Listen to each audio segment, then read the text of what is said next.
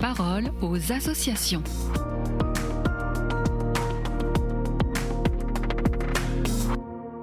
Bienvenue dans la parole aux associations. Aujourd'hui, je suis avec Marion Lesage. Bonjour Marion. Bonjour. Alors, vous dirigez les 13 établissements médico-sociaux de l'Ordre de Malte et dans le domaine du handicap ou de l'autisme, la notion d'autodétermination est une notion qui revient beaucoup, mais qui est parfois incomprise.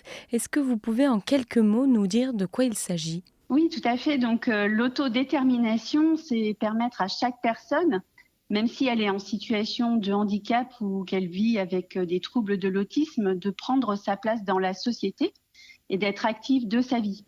Et en ce sens, l'autodétermination, elle repose pour nous sur 4 grands piliers. L'autonomie, pour exprimer ses préférences et ses choix. La confiance en soi, pour croire en sa capacité à agir sur sa propre vie. L'autorégulation, qui consiste à apprendre à analyser, à planifier, à ajuster ses actions. Et enfin, la connaissance de soi, c'est-à-dire agir en cohérence avec ses forces et ses besoins. Pour les personnes autistes que nous accompagnons, c'est très important de respecter leur rythme et leurs besoins spécifiques, tout en les aidant à exprimer leurs choix et à développer leur capacité à se réguler. Enfin, je pense qu'il faut rappeler que l'autodétermination favorise l'inclusion, la participation à la vie sociale et l'amélioration de la qualité de vie. Elle permet à chacun de révéler son potentiel, de s'affirmer et de trouver sa place dans la société. Et alors finalement, concrètement, comment est-ce que ça se met en place dans les établissements ? Dans nos établissements, nous souhaitons que l'autodétermination soit une réalité qui soit vécue au quotidien. Pour cela, notre service qui accompagne des enfants autistes et qui est situé à Annecy en Haute-Savoie a organisé une grande journée de formation le 28 août dernier qui a réuni 80 personnes. Étaient présentes des personnes accompagnées, leurs familles, des professionnels, mais aussi des partenaires comme la Maison départementale des personnes handicapées et des représentants de l'éducation nationale.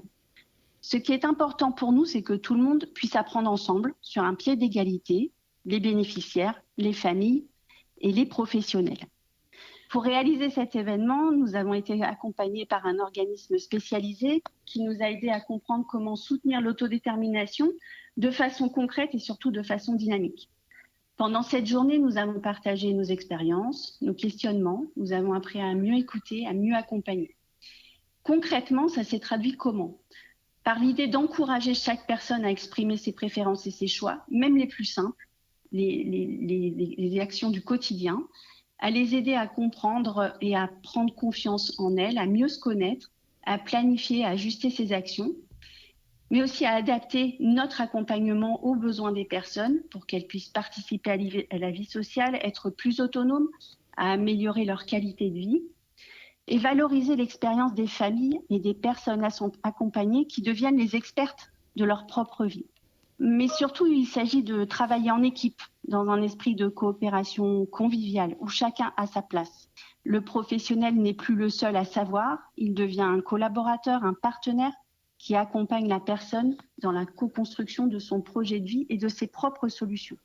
Ce projet, il est porté par les valeurs de l'Ordre de Malte France et il peut se résumer de la manière suivante. Ensemble, nous pouvons aller plus loin. Chaque personne a sa place au sein de notre société.